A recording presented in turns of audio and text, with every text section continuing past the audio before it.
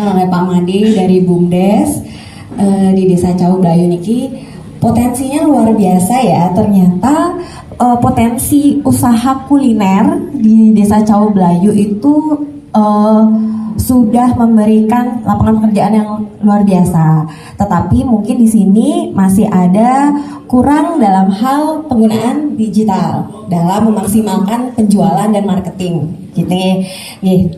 Padahal industri kuliner kalau kita lihat apalagi di Bali, babi guling itu merupakan makanan khas kita yang paling nomor satu di Bali. Bahkan kalau Bapak Ibu tahu mungkin itu di Denpasar, bahkan di Indonesia ada namanya istilahnya menjual jasa justip, jasa titip. Banyak akibat pandemi kemarin terutama mulai tahun 2020 Bapak Ibu, penjualan makanan di Bali dan di daerah lainnya secara online menggunakan promosi online itu meningkat pesat pada saat pandemi 2020 sampai 2022 kemarin awal. Karena kita tahu kita semakin tidak bisa beraktivitas, berinteraksi secara langsung, otomatis pada tahun 2020-2021 nih kan penjualan makanan secara online itu meningkat pesat. Ada namanya istilahnya just tip. Bapak Ibu, waktu pandemi 2020 banyak usaha babi guling di Denpasar, di Badung yang terkenal lah, banyak, ada Pak Dobil dan apa kita sebut aja deh, banyak. Itu bisa mengirimkan puluhan paket per hari ke Jakarta, paket frozen. Jadi babi guling itu bisa dijual keluar Bali, dikirimkan lewat ekspedisi, lewat pesawat dengan di frozen gitu. Begitu kuatnya bagaimana kita UMKM kalau mau memaksimalkan digital lewat media sosial. Nah, tadi ada rekanan yang menjual jasa. Jadi dia yang datang ke warung babi guling itu, dia mengumpulkan pesanan dulu. Ada yang dari Jakarta, Surabaya, Sumatera mungkin, dan area lainnya di luar Bali yang beli dari dia. Lalu dia membelikan ke warung babi guling itu, misalnya H-1, besok saya pesan sekian paket. Sudah disiapkan nih sama warung babi gulingnya. Lalu di frozen, dibekukan, dipres gitu. Jadi nanti mungkin kedepannya mungkin FISIP atau Fakultas Ekonomi Warmadewa bisa kita lanjut lagi, nggak cuma kami melakukan pengabdian di sini membantu UMKM yang ada di Desa Cau Blayu, tidak hanya dari segi digital marketing, tapi juga kita bisa bantu untuk segi pengemasan, teknologi pangannya gitu ya, supaya mungkin bisa menjangkau pasar yang lebih luas, tidak hanya lokal saja yang datang makan ke sini, pesan ke sini, tapi kita juga bisa jual keluar gitu. Jadi itu booming sekali tahun 2020-2021. Nah, itu salah satu gambaran bahwa betapa pentingnya kita melek digital Bapak Ibu. Tapi saya rasa Bapak Ibu sudah melek digital juga, semua handphonenya sudah smartphone, sudah HP pintar pasti kan. Paling tidak bisa menggunakan Facebook. Ya, Bapak Ibu di sini adik-adik mungkin sudah menggunakan Instagram, TikTok, ya gitu. Apapun yang viral-viral tuh biasanya ada di TikTok gitu. Cepat sekali viral. Misalnya konten tentang viral babi guling terenak atau terbesar di Cau Blayu gitu. Di posting efeknya luar biasa gitu. Mungkin postingannya sederhana, ada yang datang gitu nge-review, buat review, testimoni, divideokan, terus banyak yang lihat, banyaknya ini di mana, akhirnya viral dan datang gitu. Jadi saya rasa digitalisasi mungkin jangan dibuat terlalu rumit. Kita sudah menggunakannya sebenarnya sehari-hari. Punya handphone, smartphone, paling tidak kita chat dengan WhatsApp, ya WhatsApp juga bisa jadi media untuk promosi. Lalu juga ada Facebook. Di Facebook tidak hanya lewat profil kita, tapi juga di marketplace, ada Facebook Marketplace. Mungkin Bapak Ibu sudah familiar mencari barang atau apapun di Facebook Marketplace, Facebook Group gitu, mungkin ikut forum apa gitu misalnya.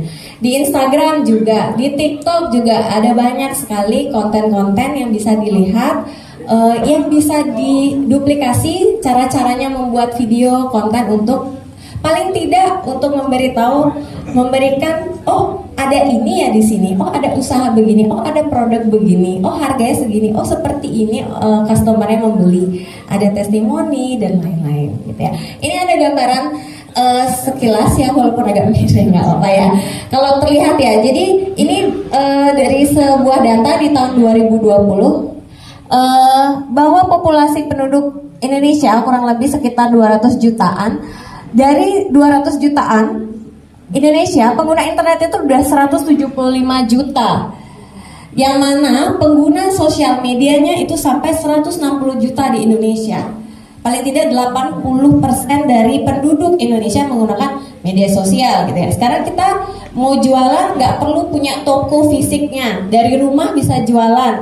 Orang tinggal beli, nanti dikirim oleh ekspedisi. Ekspedisi juga banyak sekali ada pilihannya, macam-macam. Ada yang same day itu hari ini mau kirim langsung sampai lagi 1 jam atau 2 jam. Ada yang reguler, mungkin sekarang dikirim besok atau 2 hari sampai, seperti itu. Dan banyak sekali gitu ya yang memungkinkan kita untuk melakukan bisnis. UMKM ini melakukan bisnis melalui online atau bantuan digital. Ya, terima kasih. Nah, lalu ada data juga pengguna sosial media dari Januari 2020 versus 2019. Nah, ini ada pertumbuhan sekitar 12 juta, sekitar kenaikan 8%. Nah, ini Januari ini mungkin belum pandemi ya. Data ini mungkin nanti akan naik lagi, update lagi pada 2021. Sepertinya penggunanya jauh naik lagi karena gara-gara pandemi gitu ya. Oke, next slide. Nah, ini dia. Ini dari usia Bapak Ibu. Nah, sekarang kalau kita bicara jualan, bisnis, siapa target pasar kita? Siapa konsumen kita? Itu juga menjadi pertimbangan kita menggunakan media sosial apa untuk mempromosikan barang kita. Jadi tidak harus, wah saya harus ada di TikTok juga, saya harus ada di Facebook, ada di semua platform. Tidak juga, itu belum tentu kita berjualan di media sosial tertentu itu tepat sasaran terhadap customer kita. Maka kita harus tahu dulu konsumen kita siapa, di usia berapa. Karena dari usia juga ada data, Bapak Ibu. Kalau kami akademisi makanya data ya, kadang-kadang kalau bicara pengguna usia di Indonesia, pengguna itu usia 26 sampai 35 tahun itu yang tertinggi 33,8%. Selanjutnya ada usia 36 sampai 45 tahun itu 14,6%. Usia 46 sampai 55 itu ada 2,4%, dan di atas 55 tahun itu ada sekitar 0,2%. Nah, untuk dari sisi jenis gadget atau jenis alat komunikasi yang digunakan untuk mengakses internetnya, paling besar menggunakan smartphone sebesar 85%. Karena itu yang paling gampang.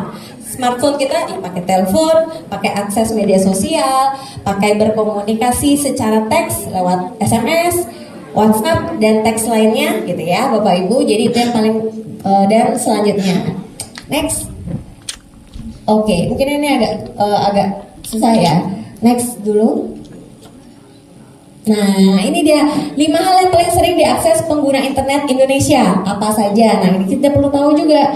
Sosial media itu yang paling sering.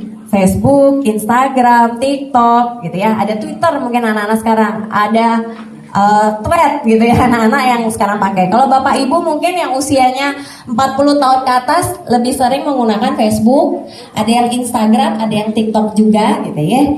Lalu pesan instan WhatsApp gitu ya, Messenger di Facebook seperti ini kan. Lalu baca berita online, mungkin sudah jarang baca koran ya, sudah jarang sekali gitu. Mungkin hampir tidak ada ya. Sekarang buka Google saja sudah cari berita apa langsung muncul gitu ya, gampang sekali. Lalu cari data dan informasi, misalnya mau cari tahu tentang berapa jumlah penduduk di desa Cau Blayu, apa potensi di Cau Blayu, terus mau cari alamatnya kantor desa di mana, itu informasi data.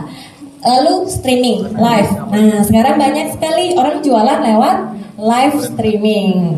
Kalau Bapak Ibu mungkin yang usianya di atas 45 tahun mungkin jarang ya nonton live. Mungkin anak-anak yang di bawah 45 tahun atau remaja dewasa itu biasanya sekarang suka belanja live, terutama produk fashion, produk kecantikan, produk perawatan, ya nggak gitu.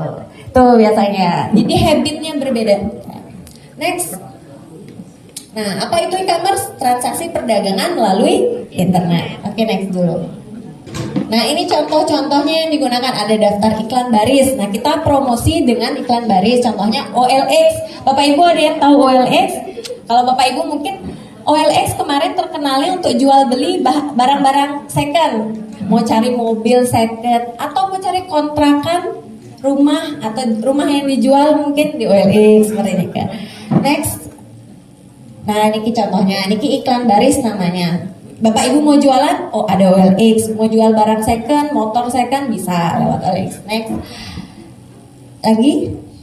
Next. Nah, ada marketplace, ada Tokopedia, Shopee, Bukalapak, Blibli, ke marketplace namanya. Jadi Bapak Ibu yang jualan produk di sana disediakan websitenya. Bapak Ibu yang balas chat langsung customernya kalau ada yang mau belanja. Bapak Ibu juga yang menempelkan alamat stiker lalu membawa ke ekspedisi untuk mengirimkan produk, itu marketplace. Dibantu memajang barang lewat marketplace. Kalau tidak salah Pemprov Bali juga punya kerjasama dengan balimall.com Bapak Agung. Nah, jadi Pemprov pun punya program kerjasama dengan pihak namanya balimall.com. Masih sampai sekarang? Oh masih. Nah, bahkan Pemprov pun juga membuat platform sendiri di Bali. Nanti mungkin kalau mau tanya-tanya saran Pak Agung dari Dinas UMKM dan Koperasi. Oke, kita lanjut next. Nah, ini mungkin data juga produk yang paling dicari di e-commerce. Itu yang paling besar pertama adalah produk fashion dan beauty, kecantikan dan produk fashion, sepatu, baju, alat-alat kecantikan, kebersihan, itu paling tinggi dicari di e-commerce. Lalu ada elektronik dan physical media, itu yang kedua. Ada juga food and personal care, ada yang nyari makanan setengah jadi, makan frozen atau makan beku, bahan bakunya, dan personal care, misalnya alat kebersihan rumah tangga dan lain-lain.